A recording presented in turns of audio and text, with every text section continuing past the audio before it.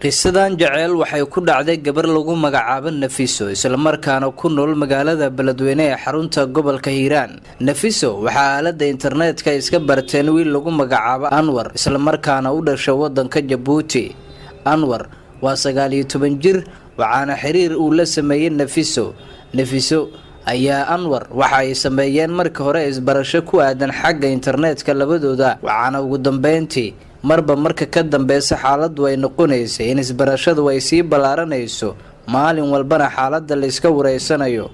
Nafiso waxay jecleed mar waliba in qofka wanaaga ay ku barato in xaalkiisa ay ka warqabto waxaana aalada internetka ama qadka marka ay gasho ay durbaba salaami jirtay Anwar. inkastoo Anwar isagana uu ahaa wiil iska xaafad jooga waxa uu jeclaysay in Nafiso mar walba isagana uu la soo hadlo arinta waxay keentay isku soo dhawaansho labadooda. kadib waxa labadooda dhaxmaray xiriir jaceyl oo uu soo bandhigtay Anwar waxaana Anwar mar walba uu sheegay jiray Nafiso inay tahay qof wanaagsan isla markaana isaga weligii uusan imaan Soomaaliya. waxaana Anwar mar walba sidoo kale gabadha uu ka codsan jiray in wanaaga farxadeed uu jecel yahay iyada uu la qaybsado uu yahay mid daacad ah isla markaana aan la gaari karin. Anwar waxa uu ka codsaday Nafiso si muuqaalkeeda uu barto in sawirro ay u soo dirto inkastoo Nafiso iyada dooqeeda uu sanaheyn in sawirro dadka ay u dirto balse waa ay jeclaysatay in Anwar ay la wadaagto muuqaalkeeda balse Nafiso ma aysan jeclaa jirin in muuqaal ahaan iyada loo soo waco maxaa yeelay xaafadda ay joogto waxaa jooga walaalaheeda oo ahaa kuwa aad u adag isla markaana aan jecleen falaadka waqtiga badan kaga baxaya xagga internetka.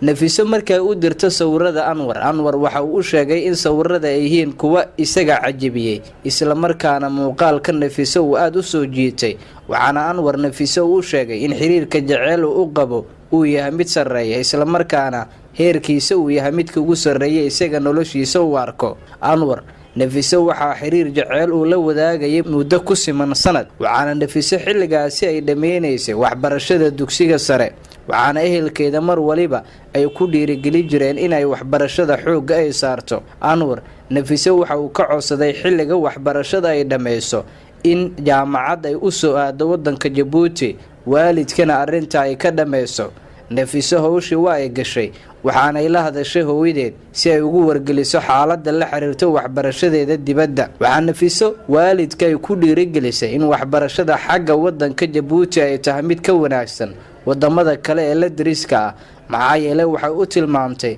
jaamacad ku taala wadanka Jabuuti oo astaan ahaan markii horeba uu soo siiyay Anwar. waxaana Nafiso hooyadeed iyo aabaheed ay ka ogolaadeen in waxbarashada ay u aado wadankaasi Jabuuti. Nafisana Jabuuti ay kula noolaato habaryarteed oo muddo ku siman 10 sano halkaasi degan. Nafiso waxa ay markii horeba inta aysan aadin wadanka Jabuuti Anwar xiriirka uu la soo sameeyay xagga hadalka waxa dardaaranka uu ahaa Anwar marka Nafiso ay timaado wadanka Jabuuti in xiriirka jaceylka uu sii weynaanayo isla markaana muhiimadu hadda ay tahay in la arko sidii la isku arki lahayn ay tahay sida Nafiso ay ku gaari karto wadanka Jabuuti. Anwar sidoo kale waxa uu daneynayay marka Nafiso xagga ay tagto in nolosha Nafiso iyo isaga ka dhaxaysa ee ahmida mustaqbalka in la soo gunaanado isla markaana wax kasta la dhameeyo Nafisana isaga noolaato wadanka Jabuuti. Anwar muuqaalka uu taameeyay waa kii Nafiso inkastoo Nafiso sawirrada Anwar ay u dirtay ahaayeen kuwa u badnaa kaamirada moobilada lagu galo ee loo yaqaano power kaamirada iyo kuwa la mid ah oo muuqaalka qofka sidoo uu yahay si rasmi ah kaga bedelay isla markaana midab kale oo nuur badan u sii saaraya. muuqaalka soo jiita Anwar ka maadaama uu ahaa waxa Anwar uu jeclaystay in xiriir wadaaga uu la leeyahay Nafiso uu noqdo mid uu soo gunaanadayo mustaqbalka dhow waxaana ehelkiisa u sheegay inuu bari doono gabar kaga imaanayso Soomaaliya gaar ahaan magaalada Beledweyne. xiriirka Anwar uu la lahaa Nafiso waxa uu ahaa mid uu ku kalsoonaa waqti iyo waaye badan inkastoo isbedelba uu soo socdo. Anwar waxa uu sugaaba waa Nafiso waxay ka ambabaxday magaalada Hargeysa oo marka horeba gaari ay ku tagtay waxaana halka ay ka raacday diyaarad.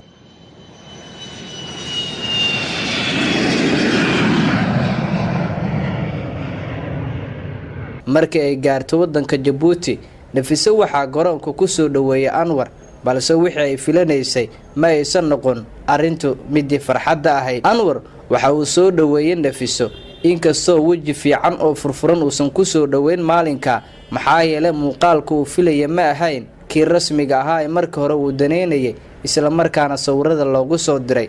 waxa uu arkay muuqaal aan qancin waxaana uu go'aansaday Anwar in Nafiso uu kaga tago garoonka diyaaradaha ee Djibouti Nafiso markii horeba socdaalkeeda waxay ku wargelisay habaryarteed balse maalinka ay soo baxayso iyo saacada ay ku aadan tahay Djibouti badi waqtigaasi waxay ku saleysay la socodsiintiisa Anwar maadaama aysan jecleen in habaryarteed ay ogaato xaalka isaga iyo sidoo kale iyada ka dhaxeeya ee la xiriira jaceylka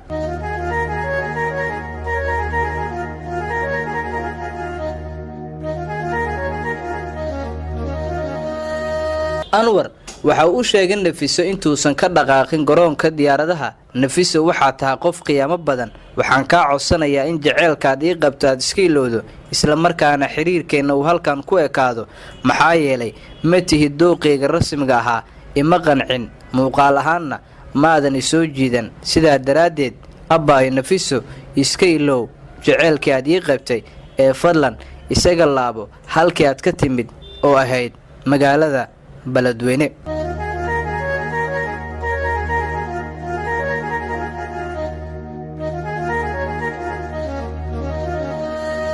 Nafiso oo amakaag iyo sidoo kale jahwareer badan uu soo wajahay habaryarteed taleefankeeda ayay wacday waxaana habaryar ay ka codsatay in garoonka ay ugu timaado balse habaryar maalinka shaqo ay ku maqneed oo meel ka fog xaafadda ayay jirtay arrinku waxay noqday in Nafiso waqti badan ay garoonka Djibouti ay ku nagaato isla markaana ilin wajigeeda uu buux dhaafiyay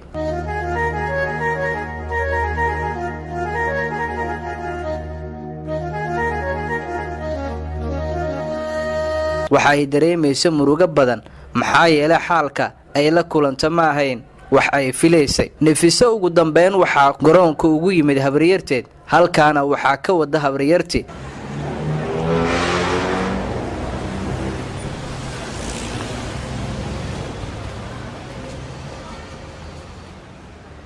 habaryar waxay u sheegtay xaalka gabadha haysta waxa uu noqon karo waxana ay weydiisay maxaa kugu dhacay gabadheeda Nafiso ayaa ugu jawaabtay habaryarteeda in marxaladda haysata ay tahay mid ay la yaaban tahay wadanka ay timid oo kaliya balse aysan jirin murugo kale Nafiso maalmo kadib oo Djibouti ay joogtay waxa habaryarteeda ay ku tiri habaryar waxaan rabaa inaan u laabto Soomaaliya waxa lagu yiri gabadheeda muhiimadaad halkan u timid soo ma ahayn waxbarasho aaway waxbarashadii halkan aad u timid mise waxa la qabso weysay wadanka Djibouti Nafiso habaryarteed waxay ugu jawaabtay habaryar waxbarashada dhan waxaan rabaa inaan iska dhaafo maxaa yeelay waxaan doonayaa inaan isaga laabto magaalada baladweyne oo ah halka hooyo iyo aabe ay joogaan habaryartoo aad u yaaban ayaa Nafiso maalinkii labaad ka soo duulisay garoonka diyaaradaha Djibouti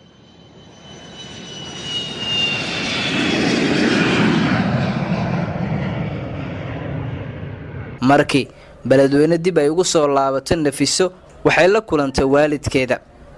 waxay kaga sheekaysay xaalkii iyo sidoo kale arrintii qabsatay waxaana ay ku wargelisay in wiil la yiraahdo Anwar uu qiyaamay isla markaana sababihii Djibouti ay u tagtay ay ahayd arrinta waalidkii aad bay ula yaabeen arrinta Nafiso ugu dambeynna Nafiso waxa waalidku ay go'aansadeen inay ku daraan wiil qaraabada ah inkastoo marka hore loo soo bandhigay iyadana aysan ku qanacsaneen adiguse sidee kula tahay